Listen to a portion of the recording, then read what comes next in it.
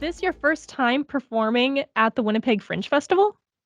No, I did a rock opera in like 2010, maybe, The Wild Things, based on Where the Wild Things Are, and that that was a ton of fun. That was with my old band Flying Fox and the Hunter Gatherers. Oh, nice. And so this Yeah, is your first time with the Gentleman's Choir? yeah, yeah, that's correct. And with Gerauschbiest. Mhm.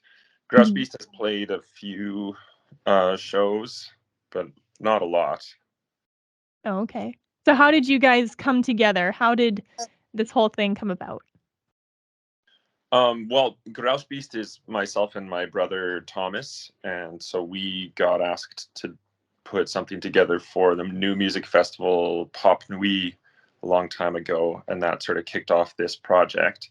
And I wrote our first little oratorio for that, and that piece has been expanded into the Dreams of Nebuchadnezzar. So that some of the material is the same, and then it's about twice as long as that performance was.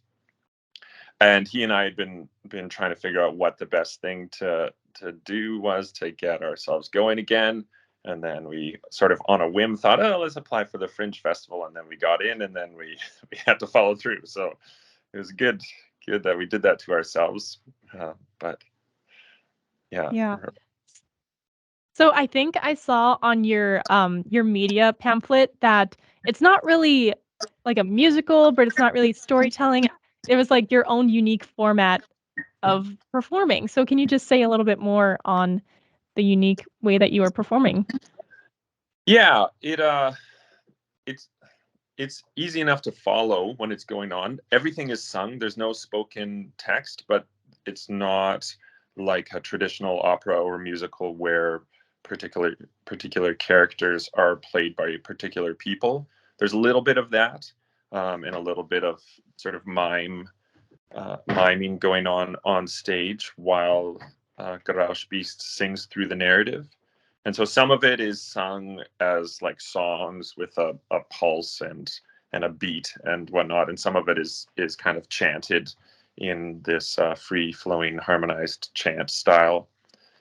And yeah, none of the elements are necessarily unique to us, but it is kind of a combination that we don't see a lot, and we don't have a lot of great places to perform it. So this is one of them, though. Yeah. So why did you choose the story of Nebuchadnezzar? That's really interesting to me. Yeah, initially I was really struck by this William Blake painting of Nebuchadnezzar turning into a beast.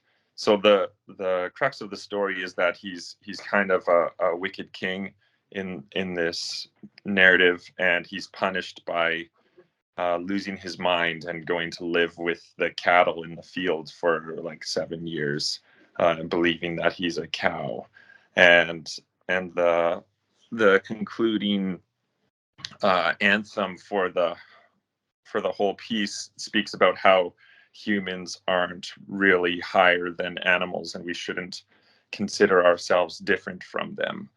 So there's a little bit of preaching in there, I guess. But Yeah. that's something that I feel deeply, that and as you know, we become more and more aware that we are totally connected to our planet and our environment. We can't get away from it in any way, that it becomes more important. Mhm. Yeah, absolutely.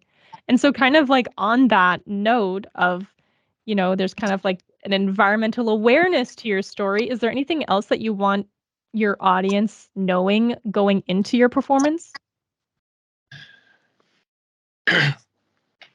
Yeah, to buckle up, that it will just continue to flow along. There's not a ton of pretext that needs to be understood for it to make sense. Some of the instruments might be a little distracting in that they're unusual and neat to look at, but they do their sort of accompaniment job pretty well, and there's nothing, nothing dangerous going to happen. Right on. So I looked at the media release, and there was a link to a clip of your performance. And yeah, I saw those instruments that I'm assuming is you and your brother playing. Is that who it is? That's correct. Yeah. Can you just say a little bit more on what those instruments are, or do you kind of want to like keep that for the show? No, I'm happy to talk about them. Those are the instrument that I'm playing that you're speaking about is sort of a upright bass made out of a tree, sort of a simplified upright bass, and it plays and sounds a lot like that.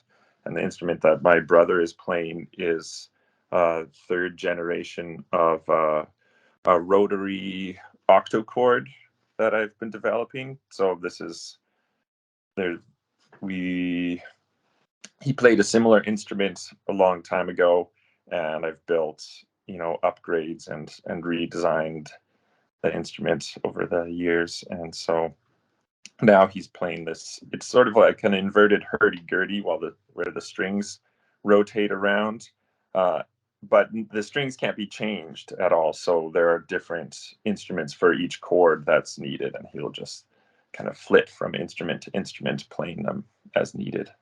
Mhm. Wow, that's awesome. So is there kind of anything else that you want to touch base on, whether it's on the music, the gentleman's choir, or about your performance in general?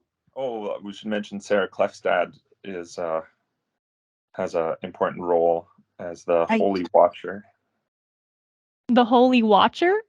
Yeah, I think that's how her character is described in the text, and she also plays Daniel at one point. So it's a little bit fluid in the characterization, that it's not there is somebody acting the part of Daniel whose other name is Belshazzar, but it's kind of fast and loose with who's who at any point because of the dream-like element, that it's a little bit surrealist. Awesome. Thank you, Jesse, so much for joining me. It has been a pleasure. Yeah, wonderful. My pleasure.